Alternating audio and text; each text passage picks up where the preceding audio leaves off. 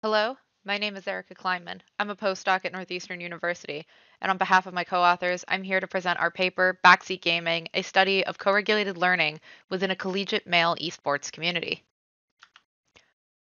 So recent work has illustrated that esports, organized competitive gaming, can be beneficial to players, improving skills such as critical thinking, teamwork, problem solving, and communication.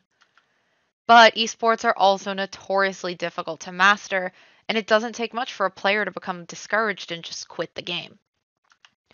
As such, there's been a lot of interest in developing ways to make esports more accessible or approachable, and one promising solution that's been proposed is the use of computational support tools to help improve esport learning and help players get better over time. But while there are plenty of tools available commercially, prior work has found that many players don't feel like these tools are quite the same as just getting help from another player face to face. As such, there is an opportunity to improve computational support for esports learning by grounding it in a better understanding of how social learning occurs among esports players, and therefore creating tools that behave more like real people. And this would be especially beneficial to those players who may not have real people that they can turn to for aid and are therefore reliant on a tool like this. However, much of the existing work examining learning among esports players focuses on solo learning, and it only discusses roles of other people in passing, if at all. Even when social learning is examined in more detail, it tends to focus more on how players interact during play or competition, rather than how they support each other's learning processes over time.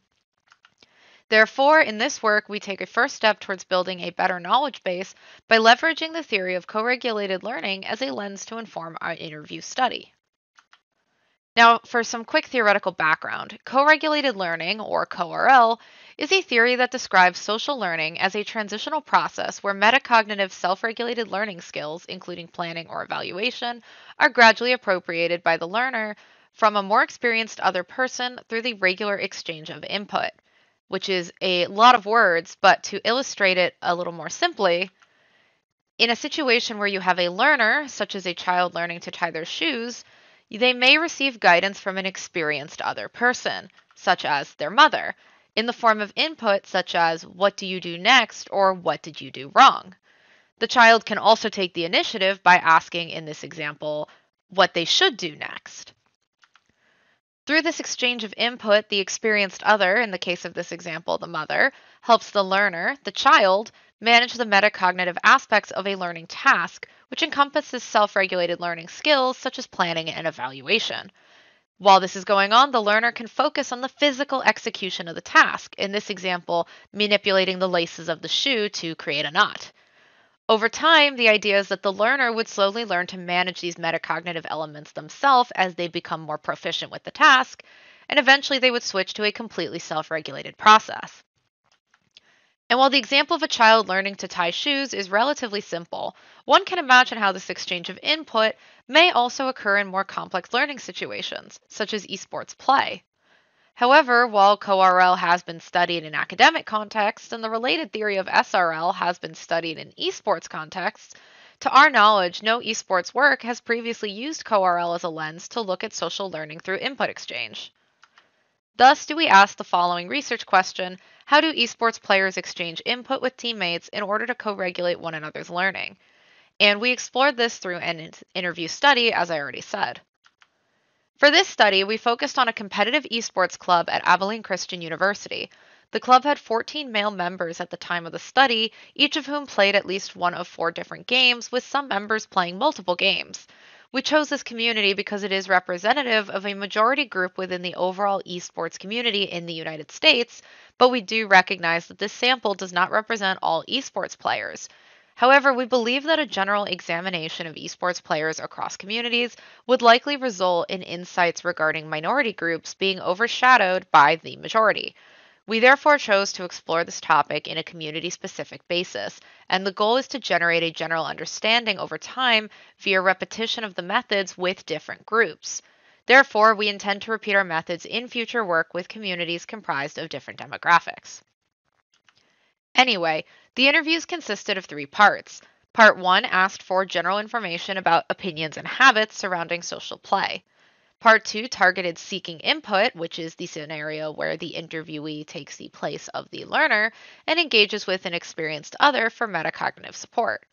Part 3 targeted giving input, which is where the interviewee takes the place of the experienced other and engages with a learner to provide metacognitive support. The interviews were conducted one-on-one, in person, in a semi-structured manner between October and December of 2022. Audio was recorded and transcribed afterwards. Interviews ranged from 14 to 41 minutes with an average duration of 26, and the data was analyzed via thematic analysis by 2 researchers. I don't have a lot of time here to go into the data analysis methods, but more detail is provided in the paper. The analysis of the interview data revealed 10 themes, which we sorted into 4 categories, and these related to how input is exchanged among esports players when they co-regulate each other's learning processes, which you can see an overview of here on the slide, along with the number of observations for each theme and the number of players who discussed each theme. Category 1 contained 2 themes related to where players go for input and what input they seek to get from that source. So theme 1 is other perspectives are important, but where you go for input depends on what you need. And this captures how players felt that external input was important, but there were multiple sources of that input depending on what you needed, with personalized advice, for example, coming from teammates or friends, and more general gameplay guidance such as a tutorial coming from community resources such as streams, forums, or tutorials. And here participant 5 illustrates this with, if I was trying to get specific help on either a mechanic or a strategy in the game, I would probably just stick with my teammates and people associated with the team. The second theme is input is expected to come from those with higher authority, skill, knowledge, or experience. And this captures a prevalent idea among the community we interviewed that the only people who could give input on a topic or aspect of gameplay were those who were strictly better at it than the receiver of the input. And our participants even went so far as to suggest that breaking this rule could cause conflict. Participant 11 illustrates this with, I think sometimes when people are on my level, I tend to be like, no, I don't want to get your opinion on this. Like, I know what I'm doing just as much as you do. Category 2 contains 3 themes related to the relationship between failure and input. Theme 1 is that input focuses on causes of failure and overcoming them, which captures how exchanged input among the team members focused on helping identify and understand mistakes and how to avoid them in the future. An example from participant 12 says, there are times where they'll just make a mistake, just a simple mistake, miss the ball or something, and they'll ask, like, what should I have done here? The second theme is players will seek input if they recognize their own failures or mistakes. In relation to this, all players suggested that they were usually prompted by either their own recognition of failure or a lack of knowledge about how to handle a problematic situation, possibly combined with feelings of responsibility, and that would motivate them to seek aid from others. For example, participant 5 says, every once in a while, if it was a close game and I feel like I caused the loss specifically, I'll get their input as well. And then the third theme in this category is the receiver does not need to seek input, it will be given in the case of repeated failure. And this captures how input does not have to be explicitly sought by the learner to be given, and that a player may receive unsolicited advice if their teammates notice repeated mistakes. To illustrate, participant 6 said, if I see them make the same, small mistake a few times and they don't mention it, I'll bring it up, just to bring it to light. The third category contains 2 themes related to how input is expected to be given and received. The first is input should be tactful and given with care, which encompasses several different aspects of input delivery that players considered to avoid conflict with their teammates, including there being no need to give further input if the receiving player was already aware of the issue, and the importance of tone and clarity. Here's an example from participant 3 where they said, if it's something that they clearly already know that they did wrong, I don't think it is really helpful to say that again, because then they might just snap at me or something. The second theme is that players are expected to take input and act upon it without resistance. And this encompasses the idea that input given should be taken by the recipient, and that failure to do so could again lead to conflict. To illustrate, participant 4 said, if I've already talked about it and then they're still making the same mistakes, like the next practice, it's like, okay, why did I even bother saying anything if you're not going to apply what I said? Finally, the last category contains three themes related to how input is given or not across three distinct time points in gameplay: pre, in, and post game. Theme 1 articulates that pre-game input focuses on establishing goals, and in relation to this, all players reported that pre-gameplay time was devoted largely to establishing goals and strategies, usually through a social process of conversation.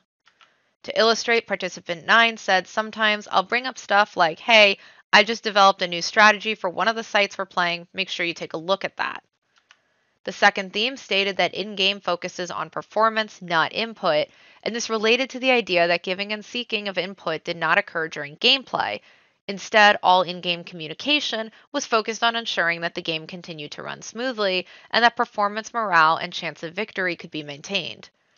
In relation to this, participant 7 discussed how giving input in-game was particularly bad, stating that's actually something that is not ideal, especially in teams, giving advice or correcting something right away in the middle of the game, and then they go on to articulate why that's a problem.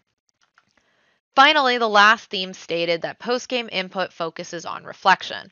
Following the previous themes, this encompasses how all players clarified that a lot of input was actually given and sought after gameplay, a moment typically characterized by group reflective practices.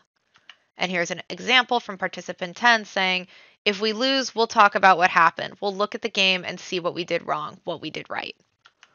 So based on these findings, we discussed three main implications of this work, and there's far more detail in the paper, and I highly encourage you to look at that, but really briefly. The first main takeaway is the hierarchical nature of input. We observed an emphasis on hierarchical relationships within the club and how one's position in the hierarchy dictated their role in the co-RL process. Those perceived as more skilled were typically the givers of input, and those perceived as less skilled were typically the receivers. But we further observed that failure to adhere to this hierarchy could result in conflict, and that the hierarchy was also not consistent across all contexts. Someone who was skilled generally may not necessarily be skilled with a particular character, resulting in different hierarchies depending on the topic of discussion. Based on this, we present implications for future research and development. Primarily, tools built to aid players in this way must be perceived as more skilled by the player, or they won't accept the input. And similarly, it is critical that future research explores questions surrounding perception of skill among esports players and how that may shift over time or depending on the context. The second main takeaway is the relationship between input and failure. For the members of the club, recognizing a failure or the feeling that a mistake was made would prompt one to seek input, while noticing repeated failure would prompt one to give input. It further appeared that being able to recognize one's own mistakes was seen as a positive character trait and a sign of skill or growth. Based on this, computational support tools can be improved by being fine-tuned to focus on identifying and overcoming mistakes, since this seems to be the primary reason that input is exchanged. In relation to that, there are opportunities to explore affect management and emotional co-regulation in relation to input and failure, and future research should look into this in more detail. The last main takeaway is the three phases of gameplay and learning. Our findings demonstrate that learning processes occur differently across the three phases of gameplay, and this is consistent with previous work on solo learning in esports, as it mirrors the three phases of learning defined by the cyclical phase model of self-regulated learning. Based on this, like previous work, we claim that computational support tools for esports should not provide extensive input during play, but instead take note of what occurs and bring it up post-play. At the same time, we recognize an opportunity for future work to develop a unique model of social self-regulated learning for the domain of esports that combines the emphasis on input captured by co-RL and the three-phase cycle presented by self-regulated learning. With regards to addressing the limitations of this work, in the future we hope to repeat this protocol with different populations to better understand how our results generalize across demographic groups. We also hope to examine generalizability via a large-scale survey study and to explore social learning through the lens of other theories and link it to theories of emotional regulation and co-regulation to better understand the space. That concludes my presentation on our paper. Once again, I would like to thank all my co-authors without whom this work would not have been possible, and you can ask me any questions at my email or my Twitter. Thank you so much.